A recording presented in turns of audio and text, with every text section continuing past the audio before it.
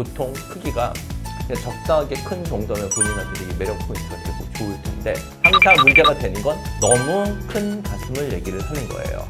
가슴 축소 수술로 오시는 분들이 제일 많은 이유가요. 안녕하세요, 그랜드TV 시청자 여러분, 그랜드성형외과 이사원 원장입니다.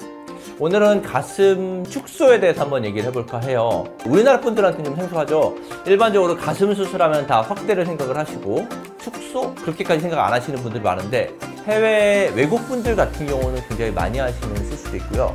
우리나라 분들 같은 경우는 사실은 축소는 고려를 많이 안 하시는 분들도 많기는 해요. 그런데 실제로 굉장히 많이 하시는 수술이라서 오늘 한번 설명을 해드리려고 합니다.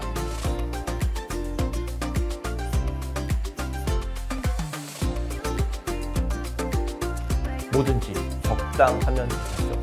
보통 크기가 적당하게 큰 정도면 본인한테 되게 매력 포인트가 되고 좋을 텐데, 항상 문제가 되는 건 너무 큰 가슴을 얘기를 하는 거예요. 가슴 축소 수술로 오시는 분들이 제일 많은 이유가요. 첫 번째, 어깨가 아파요. 목이 아파요. 수술을 할 때 가슴 축소 수술을 했었을 때 보통 작게는 한쪽에서 한 500g에서 1000g, 1kg까지 줄이는 경우가 있거든요. 그러면 500g을 줄인다고 한번 생각을 해볼게요. 500g을 생각을 해보시면, 우리가 목에다가 500cc짜리 물이죠, 생수. 물통 2개를 목에다 달고 있다고 생각하시면 돼요. 목 되게 불편하겠죠? 목 그냥 살짝 그냥 걸기만 해도 불편한데 그게 계속 있는 거예요. 수술을 했었을 때 환자분들이 첫 번째 반응은요, 너무 가벼워져서 좋다는 게 많아요. 실제로 기능적으로 되게 본인들이 불편해서 오시는 경우 많아요. 두 번째는 시선. 사실 맘 놓고 달리기 잘 못하시고요. 가방 크로스로 매는 거 잘 못하시고, 대부분 몸을 약간 이렇게 웅크리고 계세요. 그래서 상담하러 오셨을 때도 대부분 환자들 기본 자세가 이렇게 허리를 펴고 있는 자세보다는 약간 움츠리고 있는 분들이 많아요. 이런 생활의 불편함 때문에 수술을 고려하시는 분들 많고요. 그런데 아무래도 이게 한국에서는 많이 하는 수술이 아니다 보니까 하는 병원들이 많지가 않아요. 아까 말씀드렸던 것처럼 가슴 축소를 하는 이유, 당연히 가슴이 커서겠죠. 그럼 어느 정도 컸었을 때 하느냐? 우리가 이제 A컵, B컵 이렇게 얘기를 하잖아요. 보통 밑가슴 둘레와 윗가슴 둘레의 차이가 10cm 이상이 나면 B컵이라고 얘기를 해요. 그렇게 밑가슴 둘레와 윗가슴 둘레가 20cm 이상 차이가 나는 경우에는 보통 가슴 축소 수술을 고려를 하고요. 수술하는 방법은 여러 가지가 있어요. 처져 있는 정도나 크기에 따라 다른데, 일반적으로는 유륜인대를 절개를 하고 유륜 아랫부분을 절개하는 수직 절개를 해서 가슴 줄이는 경우가 가장 많고요. 너무 큰 경우에는 O자 절개라고 해서 가슴 밑선인대까지 절개가 같이 들어가는 경우도 있어요. 흉터를 굉장히 많이 물어보시는데, 흉터는 생각보다는 시간이 지나면서 많이 흐려져서 눈에 많이 띄지는 않는 편이에요. 유륜 주변인대는 원래 색소가 약간 침착이 되어 있는 색깔이기 때문에 그렇게 눈에 많이 띄지는 않고요. 수직 절개의 흉터 같은 경우도 시간이 지나서 많이 흐려지기 때문에 그렇게 흉터는 많이 보이는 편은 아니고요. 실제로 사진을 한번 보면서 말씀드릴게요. 사진을 보면 양쪽 가슴이 크기도 좀 다르고 크기도 크고 많이 처져 있어요. 보통 지금 정도 처지면 이 쇄골이 중심에서 유두까지 거리가 한 30cm가 넘어가는 경우가 대부분이에요. 보통 정상적으로는 한 18cm에서 21cm까지 범위를 정상 범위를 보는데, 그보다 10cm 이상 처진 거죠. 이 정도로 처짐이 있으신 분들은 생활의 불편함도 굉장히 많고요. 본인이 어깨나 무통증이 있으신 분들 많아요. 그래서 수술을 해서 사이즈를 줄이고 훨씬 더 본인이 생활하기도 편하시고 만족도도 높아요. 다이어트하면 많이 줄어들어요. 그런데 가슴 축소 수술을 고려할 만큼 가슴이 크신 분들은요, 본인이 몸집 크기와 관계없이 가슴 크신 분들도 많아요. 이런 경우는 그분들 다이어트하는 게 큰 의미가 없죠. 그러니까 이게 흔히들 생각하는 게 다이어트하면 가슴이 줄었다 인데, 본인이 살이 별로 없더라도 가슴 크신 분들도 많거든요.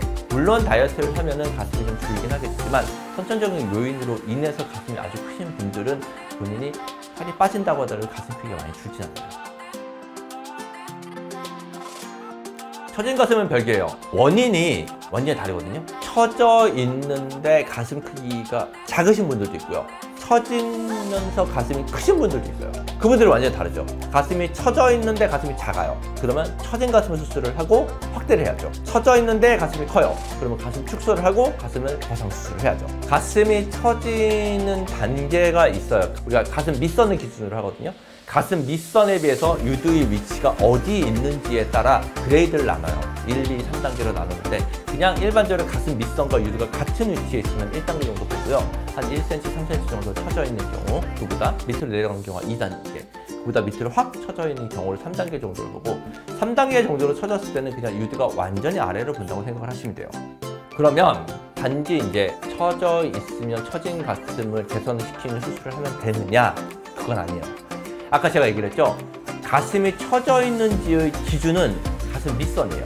밑선보다 유륜이 더 내려가 있느냐의 위치를 보는 건데, 가슴이 밑선의 위치보다 유륜의 위치가 조금 더 위에 있어요. 그런데 본인은 처졌다고 생각을 하세요. 왜 그러냐면 밑가슴이 없어서 그래요. 모유수유 하셨던 분들한테 특히 많이 나타나는 일, 가슴이 많이 처지진 않았어요. 유륜의 위치가 밑선보다 높아요. 그런데 가슴 윗부분이 없어요. 그건 꺼진 가슴이거든요. 처진 가슴이 아니라. 그러면 가슴이 굉장히 처져 보여요. 이런 경우는 처진 가슴 수술을 하는 게 아니라 꺼진 가슴을 해결하기 위한 가슴 확대 수술을 하셔야 돼요.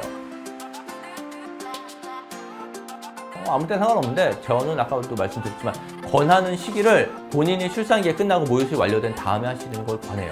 왜냐면 모유수유하고 출산을 하게 되면 가슴은 처지게 돼 있어요. 그래서 그게 다 끝난 다음에 수술을 하시는 거를 가장 권합니다. 있죠?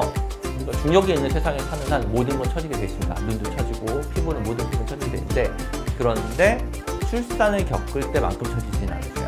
그냥 일반적으로 생활하셨을 때는 그렇게 심하게 처지진 않으시기 때문에 가슴 거상을 다시 고려하시는 분은 그렇게 많지는 않을 것 같아요. 가장 큰 부작용은 흉터인 것 같아요.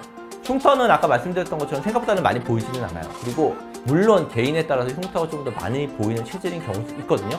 이런 경우는 나중에 흉터 제거술을 통해서 아니면 레이저나 주사치를 통해서 얼마든지 깨끗하게 만들 수 있으니까 본인이 걱정이 되신다고 하면 일단 상담을 받아보시는 게 좋으실 것 같아요.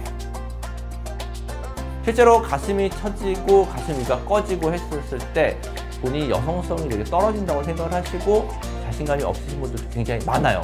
그래서 그런 분들이 수술을 받으시면 되게 좋고요. 가슴 축소 같은 경우도 요즘 되게 생소한 수술이죠. 가슴 축소 수술은 그렇게 많이 하는 것 같지 않은데 실제로 의외로 우리나라 분들도 큰 가슴 때문에 고민하시는 분들이 굉장히 많으세요.